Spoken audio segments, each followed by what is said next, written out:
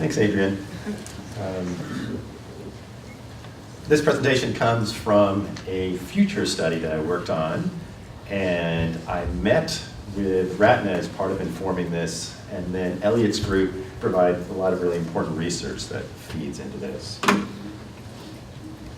So I want to start off this talk with an aside about techno-optimism. You see the infinity in how techno-optimism is spelled. And we can envision this incredible future with all these whizzy-bang things for the elite in the developed world. But that may collide at some point with climate change. And in fact, some authors claim that as soon as 2025, millions of subsistence Africans are going to begin dying. And so if that happens from a public policy standpoint, we may actually put a halt to making the world better for the elites and may actually focus on these folks. It hasn't, it's not anywhere near happening yet, but it could happen and really put a wrench in everything. So the first thing on personal mobility is that San Mateo has an incredible bike plan that was just adopted. And I think we can foresee cities competing with each other to become the most bike friendly. And when you're thinking about competing, note that San Jose has 300 days of sun every year that are sunny. Makes it very good for biking. In the indicators report that just came out, it talks about the VMT per day per capita, so how many miles we drive per day. And the US average is 26, San Mateo County is a little bit higher at 28, and we want to maximize people who have 9 miles per day, which is kind of the standard from the Portland Pearl District example. And we've got some great policies in place that are reinforcing this and increasing the people who have that. So if you think about your ideal Bay Area resident, it's somebody who lives and shops and walks a lot in downtown San Mateo, and they schlep their groceries with a hook and go, they commute on Caltrain, and they've got fewer cars than the average person. And one of the big innovations that may help things along is lower cost housing, 300 square foot micro apartments to be put in the right place by the train stations. And some other bold predictions for 2025. Think about this notion of faster than real-time intelligent agents from Google Now and Microsoft Cortana. What I mean by that is your smartphone is like a really nosy Snoopy butler that is thinking 10 minutes ahead of you and orders you a taxi before you're even thinking about getting a taxi. We'll have better tablet Wi-Fi access. You'll be able to have conversations with computers and have them tell you your emails. Even non-robotic cars, before we get to self-driving, are going to be a lot safer, a lot fewer fatalities. And there's some great battery-operated first last mile solutions that are coming to market. The Irby scooter and $400 unicycles. The unicycles come with training wheels to get started, so they're easier than it might appear. Great news on electric vehicles coming up as well. There's so many great cars on the market, great incentives to get us to buy them. And we can expect a 3 times increase in battery range. So a Nissan Leaf with 80-mile range is going to go up above 200, and that's for the same price, and that's really going to be compelling. And so in the recent indicators report, there's a talk about hitting that CAFE standard in 2025, the average fuel economy, and if we really go crazy for EVs, we can blow past that. How's the Bay Area going to play out from here on in?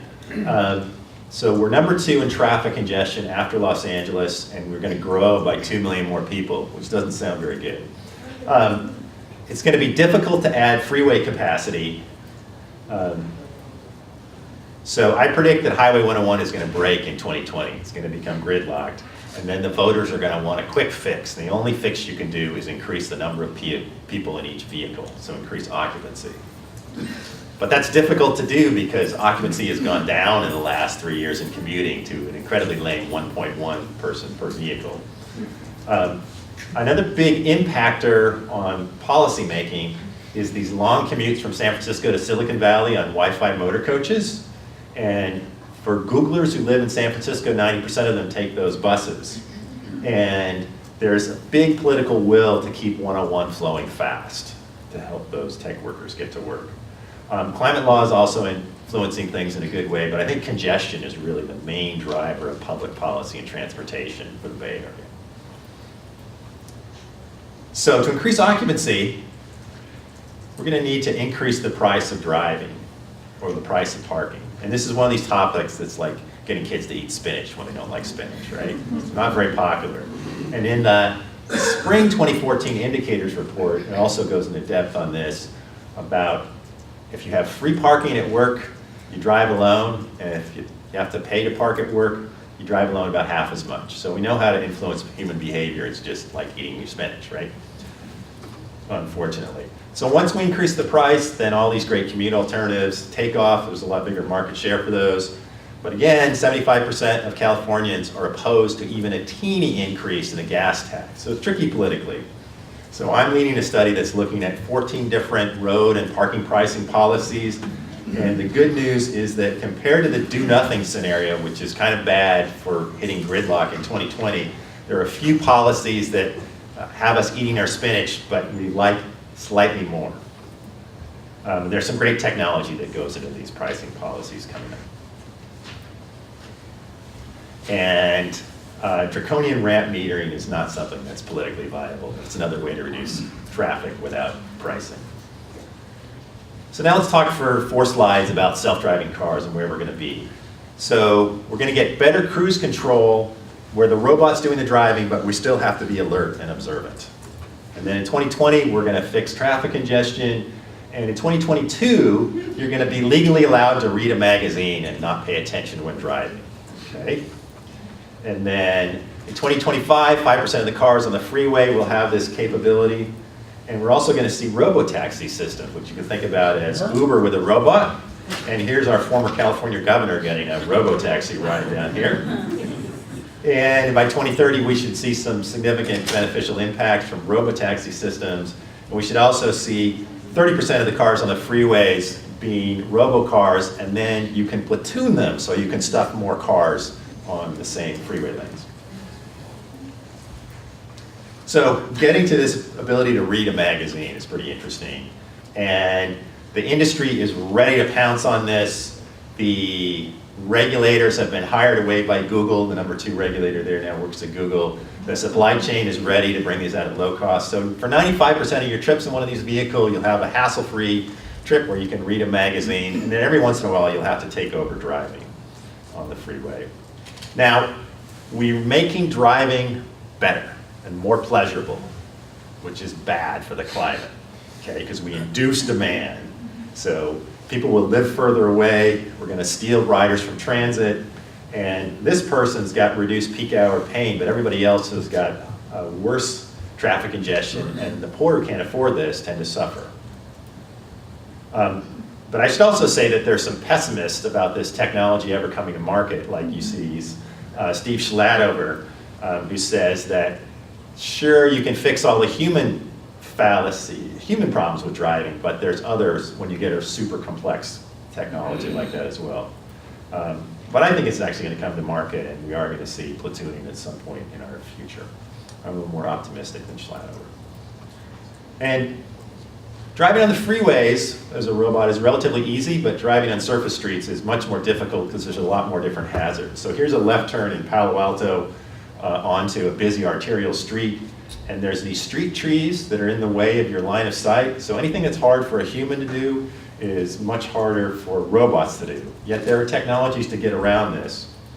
And likewise, a tricky freeway merge here is hard for humans to do because there's not much slack in the on-ramp, and the same, it's tricky for robots to do as well. And then there is the problem for robots of false positives, where you see this mylar balloon and you think it's an anvil in the road and you come to an abrupt stop, when it's okay to drive right over it. And once you perfect surface street driving, then we can get robotaxi systems providing the last mile. I think, again, we'll see some proof of concepts in 2025. So here's sort of a Nissan flavor of this, where you hail your robotaxi with your smartphone here. So you come on Caltrain and you get a robotaxi to take you from Caltrain to your work. And then at lunchtime you decide to go for some shopping, so you go shopping. And then if you're a Nissan employee, you got to go get some sushi for lunch. and then heading back to work. So what we've done is we've made transit and carpooling more effective. So for carpooling, you're not stranded on that. And so some keys to make robotaxi systems work is we've got to get legal permission to drive with completely empty vehicles. And it has the potential to displace some private autos, so it should be priced competitively. And this could provide great mobility for low-income folks, but the question is society going to be willing to subsidize this to make this happen for low-income folks? If we can stuff 3 people per vehicle in those trips rather than 1 person, that really makes a big benefit for climate and for the business cases. So occupancy is more important than the technology. And lastly, this offers the promise to provide what we call car sharing benefit, where each car sharing car or each robotaxi replaces 10 private autos. So we can make fewer cars in society as well. So that's my take on personal mobility futures. Thanks very much.